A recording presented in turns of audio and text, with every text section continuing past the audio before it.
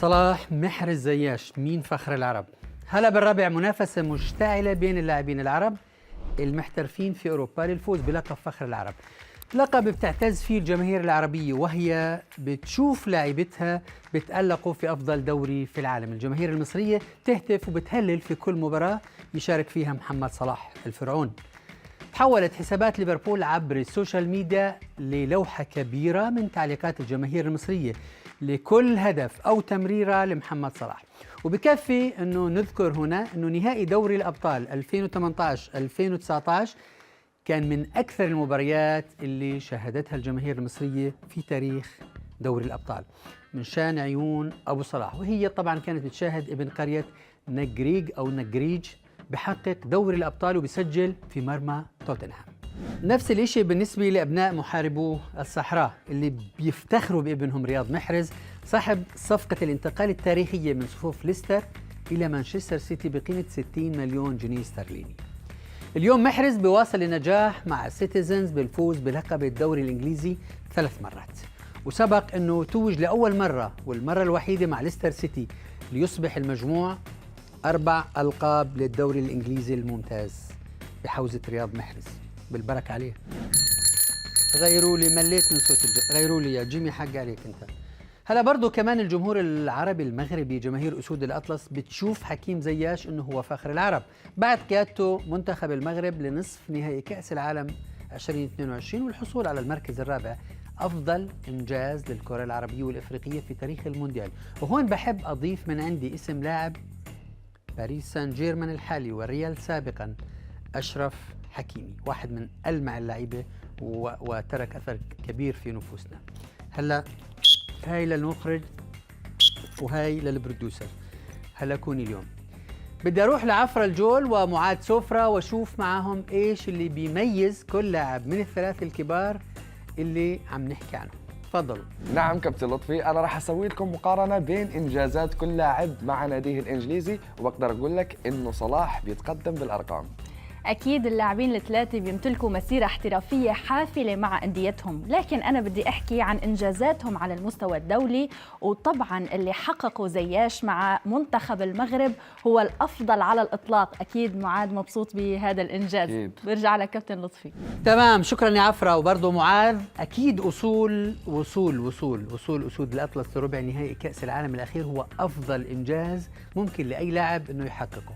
هلا بالنسبة لنجوم الثلاثة، نجوم اللي بنحكي عنهم اليوم في هذه القصة، في بعض الشكوك حول مستقبل استمراريتهم في الدوري الإنجليزي. ممكن نشوفهم غادروا لإسبانيا إلى إيطاليا، ما بنعرف وين حيروحوا. هلا التفاصيل كثيرة مع ضيوفنا في حلقة اليوم اللي هي بعنوان فخر العرب. مين هو فخر العرب؟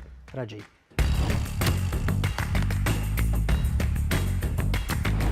برجع رحب بضيوفي اليوم كابتن بهاء الدين يوسف نائب رئيس تحرير الأهرام مصر، الإعلامي الجزائري يزيد مواقي، أيضا محمد زمان من المغرب الإعلامي الرياضي. أهلا وسهلا بكم جميعا كباتن. اليوم كل واحد فيكم عنده مسؤولية مهمة جدا، راح يدافع عن ابن بلده صلاح، محرز، زياش وحكيمي. خلونا نشوف مين فيكم راح يقنع العرب إنه ابن بلده هو فخر العرب بالعقل والمنطق. وأنتم مشاهدينا شو رايكم؟ تكتبوا لي تعليقاتكم على الموضوع، مين بترشحوا يكون فخر العرب؟ هلا الألقاب الفردية بتمثل مجد شخصي لكل لاعب، لكنها بترتبط بشكل كبير بالفريق اللي بيمثله بالدوري اللي بينافس فيه. ومن حسن حظ المشاهد العربي انه افضل اللاعبين العرب بشكلوا نواة اساسية لفرق كبيرة في الدوري الانجليزي الممتاز، الدوري اللي بيحتل المركز الاول على مستوى العالم من جهة التنافس وقيم اللاعبين وعدد اللاعبين الدوليين بكل فريق. خلينا نبدأ مع الألقاب الفردية لكل لاعب، وبدي أبدأ مع رندا الحديدي اللي مغلبيني كثير بصراحة كل يوم، ونشوف شو بتحكي عن هؤلاء اللاعبين. لما نقول فخر العرب أكيد أسماء كتير بتتبادر لأذهاننا، ولكن بيوقف المشهد عند 3. رح أبدأ مع الفرعون محمد صلاح، هداف الدوري الإنجليزي في 3 مواسم واللاعب الأفضل في إفريقيا عامي 2017 و2018. صلاح حصد عدة ألقاب بين أعوام 2017 إلى 2022، منها هداف تصفيات إفريقيا لكأس العالم 2018 ولاعب الموسم في ليفربول ولاعب الموسم في إنجلترا. أما خارج أسوار بريطانيا ففاز بجائزة الفيفا بوشكاش لأفضل موسم عام 2018. رياض محرز لماذا يستحق لقب فخر العرب؟ لأنه اللاعب الأفضل في إفريقيا عام 2016، وهو لاعب العام في الدوري الإنجليزي موسم 2015-2016، وقدر أنه يفوز بلقب هداف كأس الاتحاد الإنجليزي موسم 2021-2022. أيضاً من الأسماء العربية اللي بنفتخر فيها المغربي حكيم زياش، أفضل لاعب في هولندا عام 2018 مع أياكس أمستردام، وأفضل لاعب في الدوري الهولندي موسم 2020، والأفضل على الإطلاق كونه الوحيد اللي وصل للأمتار الأخيرة في مونديال قطر. طيب شكرا يا رندا. بدي أشوف رأي ضيوفي بهالكلام بالأرقام والإنجازات. صلاح بتقدم على الجميع. أبدأ مع بهاء الدين يوسف. كابتن بهاء، هل طريقة لعب ليفربول ساعدت محمد صلاح على الحصول على لقب الهداف 3 مرات أو 3 مواسم وغيرها من الألقاب؟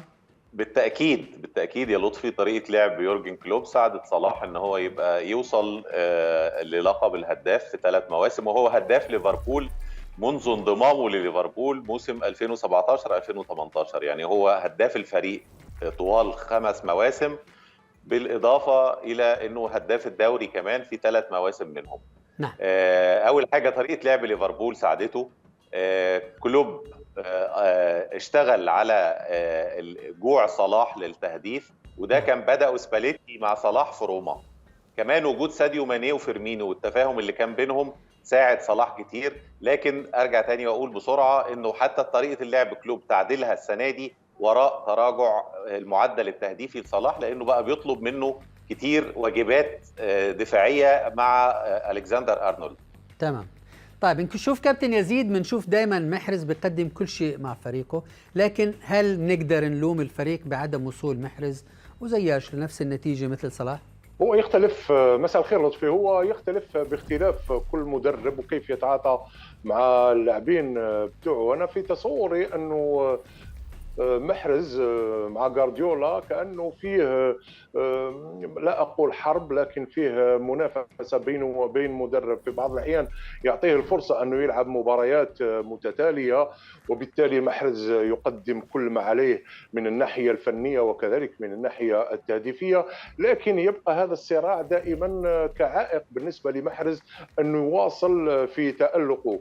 بالنسبة إلي شخصيا لطفي، أنا لا أفضل ربما بعض التقييم مثل ما جاء في عنوان حلقتك، أنه يستحيل أنك تقنع أنت 120 مليون مصري أنه صلاح مو هو فخر العرب و50 مليون جزائري أنه أو العكس أو الجزائر. كابتن يزيد، يعني أنت رجل بتحب التوازن، تمسك الأعصاب من النص. خلينا نشوف زميلنا محمد زمان من المغرب.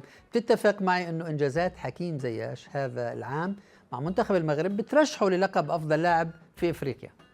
بالنسبة إلي يعني مفروض أن ندافع على زياش أو حكيمي، ولكن أقول بأن يعني الإنجازات الفردية تواكبها وتحكم أو تتحكم فيها المعايير الجماعية.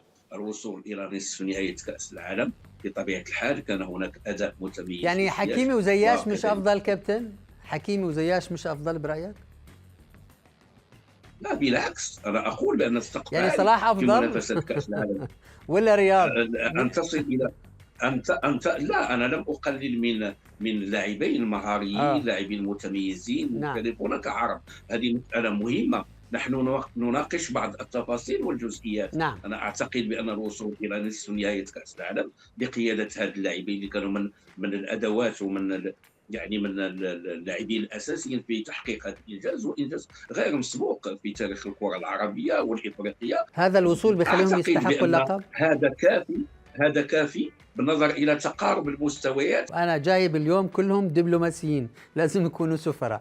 اللعيبة الثلاث بيستخدموا القدم اليسرى وبيلعبوا بنفس المركز وهو الجناح الأيمن، وكمان هم بيمتلكوا مسيرة احترافية قوية على مستوى الأندية اللي دافعوا عن ألوانها في عدة دوريات. بروح لمعاذ سفرة عشان يخبرنا شو محضر. معاذ تفضل. نعم كابتن لطفي، أنا محضر شوية تفاصيل عن الكبار الثلاثة وإيش حقق كل واحد فيهم مع فريقه. أبدأ مع محمد صلاح ودوري أبطال أوروبا مع ليفربول موسم 2018-2019 والدوري الإنجليزي 2020 وكأس العالم للأندية 2019 وكأس السوبر 19-20 وكأس الاتحاد الإنجليزي 2022 وكأس الرابطة 2015 و2022 والدرع الخيرية عام 2022. سجل حافل ما شاء الله عليك يا أبو مكة. ونروح لابن الجزائر رياض محرز، توج بالدوري الإنجليزي 3 مرات مع مانشستر سيتي وكأس الاتحاد الإنجليزي ب 2019 وكأس الرابطة أعوام 2019 2020 و2021 والدرع الخيرية بطولتين 2019 و2020.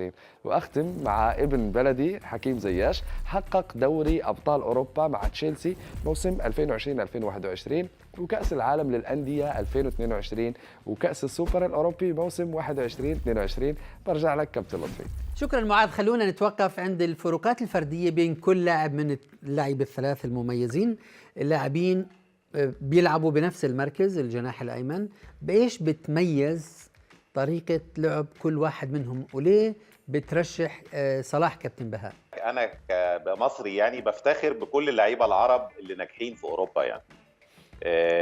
دي قصة، إنما لما نيجي نتكلم في أرقام فأعتقد إن صلاح في منطقة تانية. صلاح يمكن أن يطلق عليه معجزة كروية، طالع من قرية نائية في الريف المصري بكل مصاعب العيشة والتنشئة في القرى المصرية، بخلاف زياش وحكيمي ورياض محرز كان عندهم طفولة قاسية، لكن في فرنسا وفي هولندا فالدنيا هناك أفضل قليلا في إبراز المواهب. فكون إن صلاح يعمل ده وبعد كده يروح لليفربول ويستمر طوال السنين دي، بقى له 11 سنة محترف في أوروبا، منهم ده الموسم السادس مع ليفربول، وبهذا النجاح ويحافظ على نجاحه، فده أنا بعتبره إنه هو معجزة كروية ماشي. مقارنة بالثقافة اللي هو طالع منها. صلاح ومحرز بتمتعوا باستقرار أكبر مع يورجن كلوب وغوارديولا، بتوافقني الرأي كابتن يزيد؟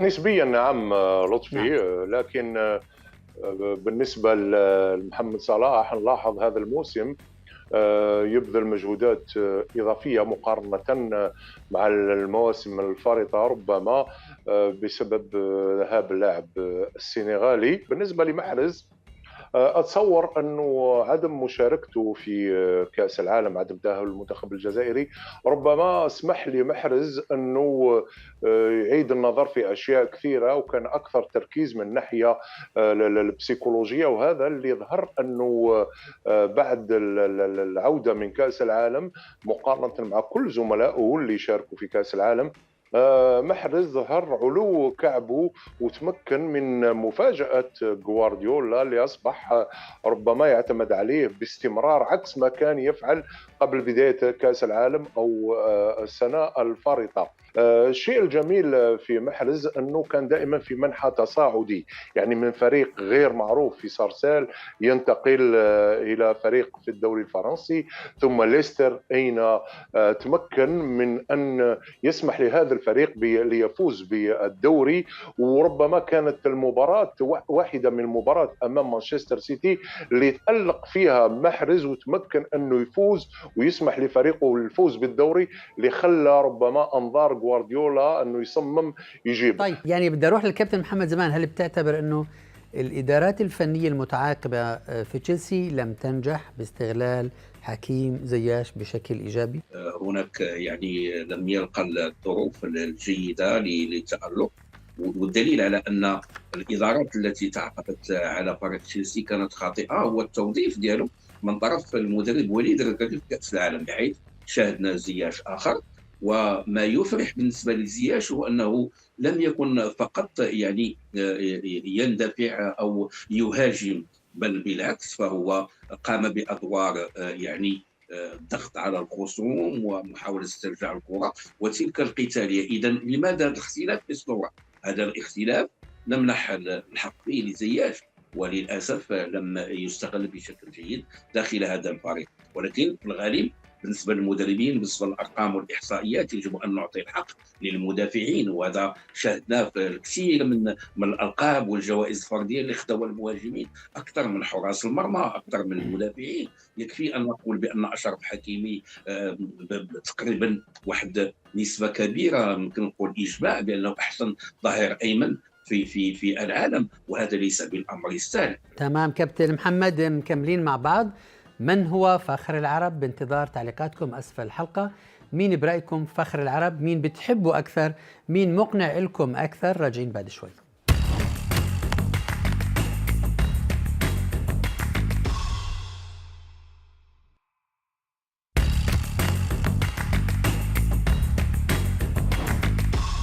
هلا بالربع، 3 لاعبين بدافعوا عن ألوان منتخبات عريقة. محمد صلاح مع الفراعنة، رياض محرز مع محاربو الصحراء، حكيم زياش مع أسود الأطلس، أشرف حكيمي أيضا. لكن الملاحظ أنه إنجازاتهم مع منتخباتهم لا تتناسب بأي حال من الأحوال مع المردود اللي بيقدموه مع فرقهم في الدوري الممتاز. هنشوف شو بتخبرنا عفرة الجول عن هاي الإنجازات. تفضل يا عفرة. أكيد كابتن لطفي، بدي أعطيك شوية تفاصيل تانية عن النجوم الثلاثة. بنظرة فاحصة بهذا الإطار بيظهر رياض محرز على رأس القائمة بمشاركته مع نجوم منتخب الجزائر وفوزه بلقب كأس الأمم الإفريقية عام 2019، في حين ما نجح محمد صلاح بقيادة مصر للقب البطولة ذاته على الرغم من الوصول للنهائي بمناسبتين عامي 2017 و2022. أما على صعيد المشاركة بكأس العالم بيجي حكيم زياش بالصدارة بمشاركتين بال2018 وبال2022، وكان أكبر إنجاز حققه مع المغرب هو المركز الرابع بكأس العالم 2022، وقدر خلال المونديال أنه يسجل هدف بمرمى كندا كمان. وفي كؤوس العالم شارك محمد صلاح بنسخة مونديال روسيا وسجل هدفين، بينما شارك رياض محرز بنسخة مونديال البرازيل عام 2014 وما أحرز أي هدف. برجع لك كابتن لطفي.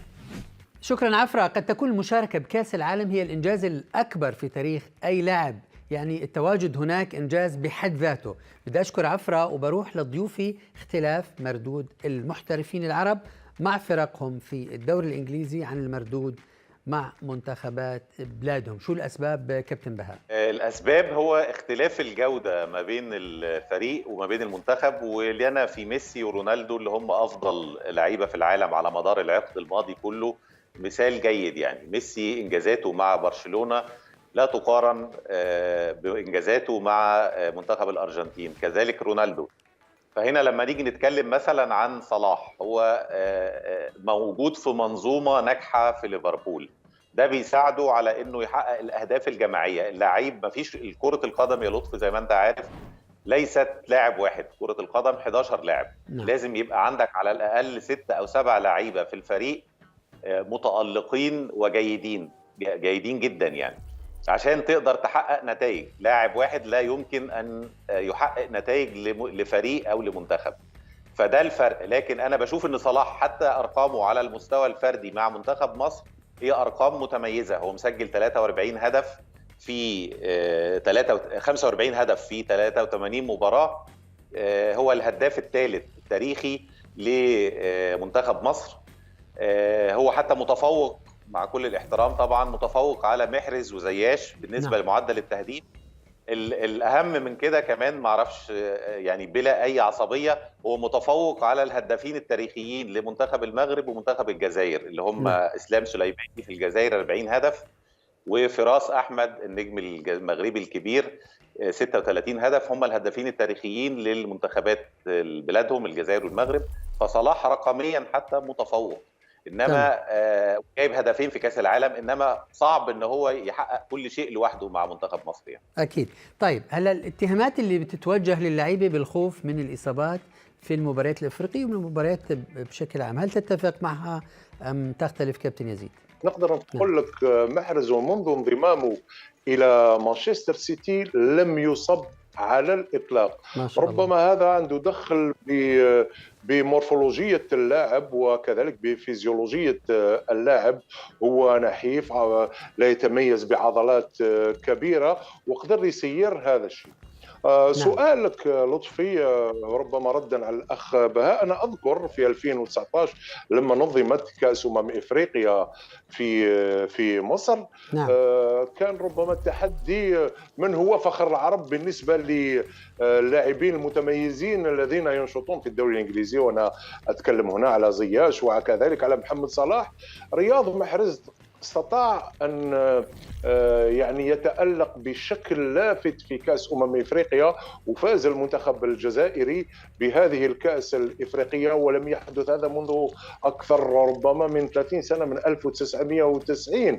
ويومها محرز كان له الدور الكبير في كل المحطات التي تمكن من خلالها المنتخب الجزائري من الوصول إلى المباراة النهائية. نذكر كيف سجل محرز المخالفة مباشرة في مرمى المنتخب النيجيري، وتأهل المنتخب الجزائري إلى المباراة النهائية. كابتن بهاء، مين برأيك يحظى بمستويات فنية ثابتة هذا الموسم؟ صلاح، محرز، زياش، حكيمي؟ انت مصر بقى. امال انا ورايا ايه؟ هتزعل الاصدقاء. عايزك تخسر كل الجماهير العربية، ما تخافش. عندك مخطط طبعا. بص، يعني فنيا طبعا محرز يسير بخطى ثابته، خصوصا بعد نهايه المونديال واستئناف الدوري الانجليزي. يبدو على بشكل نظري يعني وبشكل عيني ان محرز هو الاكثر ثباتا في المستوى والاكثر تالقا.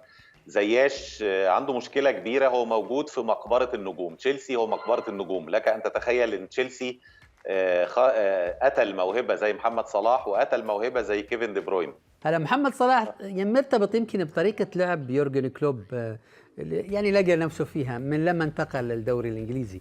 فانا عايز اسال كابتن يزيد، برجع لكم. صلاح ممكن يرحل اذا رحل كلوب عن الفريق؟ لا اعتقد لطفي انه محمد صلاح سوف يرحل عن ليفربول حتى ولو رحل المدرب، لأنه محمد صلاح أصبح أيقونة من أيقونات ليفربول. لكن كما تعرف في كرة القدم كل شيء وارد بالنسبة للاستراتيجيات الفريق أو الإدارة العامة. إذا شافت أنه رحيل صلاح من ليفربول هذا سوف لن يقلل من لاعب من ناحية قيمة اللاعب التهديفية أو الفنية. تمام. طب هلا بروح الكابتن محمد. زمان العلاقة بتبدو متوترة بين زياش وجراهام بوتر اللي ما بيعطي المغرب الدولي الحرية الهجومية الكافية. تتوقع أنه بالصيف ممكن يفكر بالانتقال لمكان آخر؟ طبعا، والدليل على ذلك أنه في آخر لحظات الميركاتو كان وقع هناك مشكل ديال بعض الأوراق أو التوقيعات. كل معروف هذا الموضوع، وكان زياش قريب من الانتقال إلى فريق PSG، ولكن يجب أن لا نأخذ هذه المسألة باعتبار كبير. فكيكون عندك لاعب قيمة كزياش أو كصلاح أو كمحرز، عندما تكون هناك يعني صعوبات أو مشاكل يجب كذلك أن ننتبه للمدرب، للإدارة التقنية وللجهاز الفني. لماذا لا يعطي هذا اللاعب نفس الغزارة والأداء المتميز اللي يمكن يعطيه مع فرق أخرى؟ تمام. آخر سؤال للكابتن بهاء، تحب أسألك ولا تجاوب على طول؟ انت هتختم بيا يعني. ماشي. حنحلي فيك يا كابتن. مين فخر العرب؟ بدي جواب. مين فخر العرب؟ رقميا وحسابيا هو محمد صلاح بالارقام. نعم. وبالقيمه السوقيه حسب ترانسفير ماركت محمد صلاح 80 مليون يورو قيمته السوقيه حاليا. رياض محرز 30 مليون يورو قيمته السوقيه حاليا وفقا لموقع ترانسفير ماركت، مش انا والله. وحكيم زياش 20 مليون يورو. حروح لمحمد زمان. كابتن محمد، مين هو فخر العرب برأيك؟ الصور الأخيرة والفرحة ديال الشعب المغربي وجميع الشعوب العربية والإفريقية هي تضعنا في كف صناع هذا الفرح وصناع هذا التألق التاريخي. سأقول لك تمام. زياش وحكيمي. طيب نرجع يزيد. كابتن يزيد، رأيك الشخصي من هو فخر العرب؟ وما تخسر 50 مليون جزائري. تفضل. رياض محرز هو فخر العرب لطفي. شكرا جزيلا.